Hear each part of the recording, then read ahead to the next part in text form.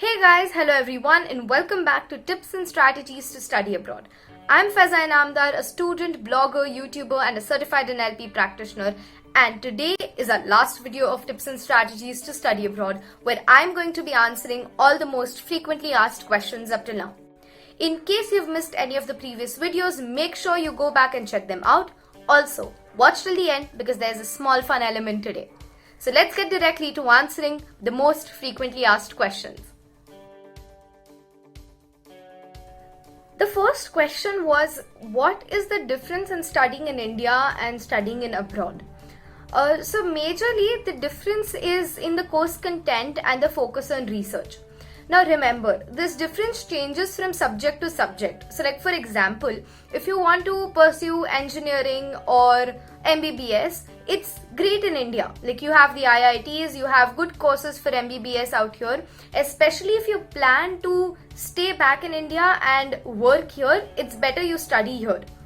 But for subjects like pure sciences like BSc Mathematics, Physics, Chemistry, or probably subjects of humanities like anthropology or archaeology, or what they call abroad human and political sciences like pol science or psychology, sociology, all these subjects are not pure sciences, right? And these subjects have a vast syllabus to cover, which in case of India hasn't changed for a long time now. So if you're pursuing these subjects, it's good, it's advisable to go abroad. But if you're doing pure sciences like medical or engineering, it's always great to study in India. So in short, if you want to compare, you can compare on two factors, the course module and the focus on research. That's the two major points to compare. So the second most frequently asked question was, which board should we pursue for 11th and 12th if we plan to go abroad in undergrad? I'm super glad that someone asked this question, and it's a very crucial decision to make. The answer simply is go for IB, that is International Baccalaureate, or the IGCSE board. That's the best because their international boards have great acceptance abroad. That's the best. But in case you want to stick to Indian boards, go for ICSE or CBSE board. It's better to go with ICSE or CBSE because sometimes the state boards can create a bit of a hurdle. So for example, in my case, I started 11th in an HSC college. It was a great college, the professors were great, it was all good. Just that in November of 2019, I found out that my dream desired university will demand an extra international foundation year if I am from the HSC board. And that is when I verified information and decided to repeat grade 11 from the ISC board. Now, I had the privilege to take this chance and repeat a year, but I'm not sure if everybody will have that chance. So if you are pre-decided that you want to go abroad, go with ICSE CBSE board. And in case you're not sure if you want to go abroad or not, always CBSE is the best, ICSE is the best, you can go with that. And if you're pretty sure that you want to go abroad, there's nothing like IB or IGCSE board. That's all I'll say. The third major question was, what is the best time to start the research? So in my opinion, it's best to start your research 2 years in advance, because if you're applying for UG, then your applications actually go in September of your grade 12. It starts, the filing and everything starts in September of grade 12. So you need to have all your documents, your personal statements, your LORs ready by then. So you get 1.5 years to research. So you should start your research in the beginning of grade 11. Then you can, easily divide, meet counselors. You get a complete year to actually sit and do your research. And then you can final in the beginning of grade 12 and start working the process. Because in September, you'll have to apply for scholarships and even university applications start opening up by then. So it's best to apply as soon as possible, and therefore it's best to start in grade 11. In case for PG, again, give a 2 years span of time for research, like 1.5 year research, and then the next part of it in sending the applications. You just correspond it, as I said. If you're applying for UG, start in 11th. So if you're applying for PG, start in the second year, so that you have second year and third year UG to do your work. Basically, give it a 2 year span so that in those 2 years you can also give all the required exams. You can give retests if required. and you can have a good timeline of research. It's always great to put it and divide it on a timeline, and if possible, give it at max 2 years at least. If not, and you strike up late, then remember that your applications have to go in September. If so, for example, if you're applying for 2022 entry, then your application goes in 2021 September. That's how it works usually. So just keep that in mind, and then accordingly plan your timeline. Coming to the last question that was there, it was, what exams should we appear? So majorly the exams that you need to appear, I have covered a bit of it in the eligibility part of the videos. You need to give a language test that is usually English language, so IELTS or TOEFL works. And if you're going to European countries like France or Germany, where the university are going to teach in French or in German, then you need to give those specific language tests like DELF, DAL for the exams for German, etc.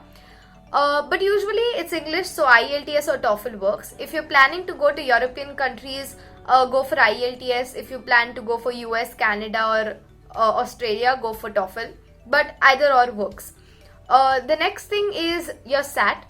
So the SAT is usually considered in US, but don't be in that mindset that if you're not going to US, you don't need to give a SAT. It's always great to give a SAT and have the scores in hand. It's not going to do any harm. It's just going to give you more experience and one more score in hand. So even if you're planning to go to European countries, it's always great to have a SAT score. It does no harm. And as I said in the previous answer also, take 2 years so that you can give your first SAT attempt, and after the scores, if you're not very happy, you can do a bit more preparation and give a second attempt. Same applies for your TOEFL, IELTS. If you're not happy with scores, give a second attempt. So make sure you plan accordingly, that you have time for the second attempt. Then there are certain exams specific to certain colleges or specific to certain subjects. So like for law, there is LSAT, or if you want to do BBA, MBA, you need to give GRE, GMAT for PG levels. There are PG level SATs also. So you need to make sure that you also research upon that, look into the eligibility criteria on the website and find out what all they require, any subject specific requirements if any. Also, one thing that a lot of people don't know about, especially if you're going to apply for UG, that is the advanced placement exam.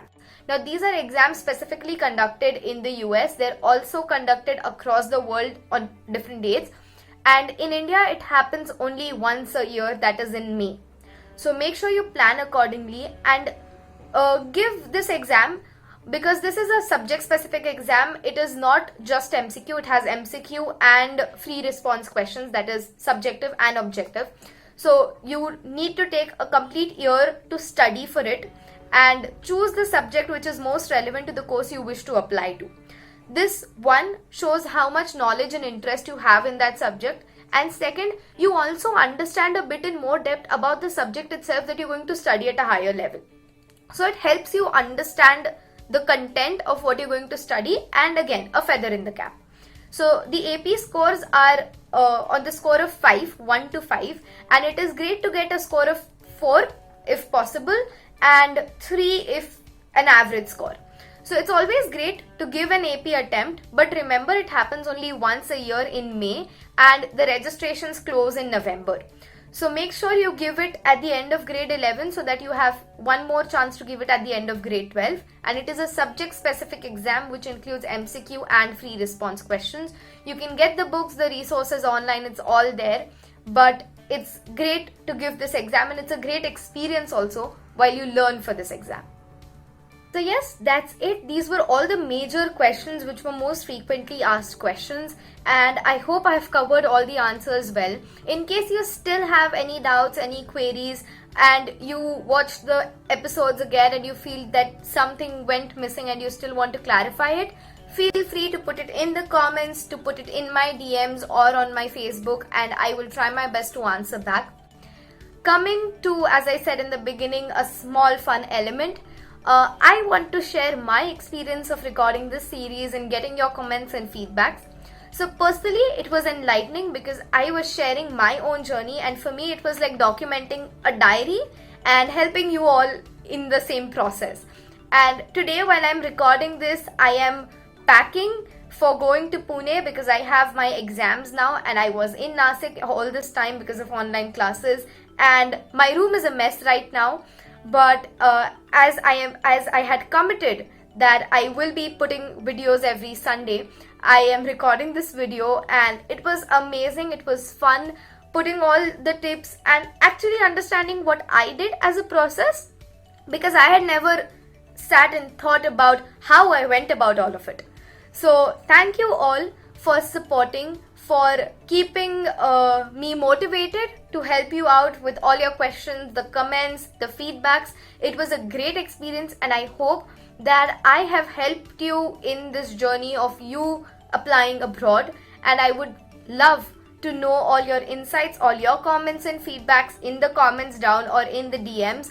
And it's been a great journey, and it would be a pleasure to know what your findings were, what your research was, and where all you are applying to in the comments.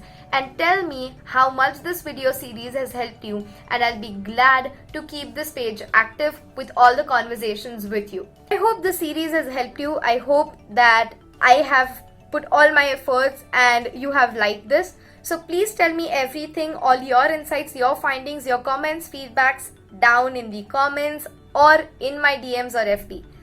And love you guys. Thank you for the support. And if you have any more insights, if you want me to make such more videos on different topics, put those in the comments, in my DMs, and make sure you subscribe to my channel, hit the bell icon, and follow me on Instagram and Facebook. Bye bye.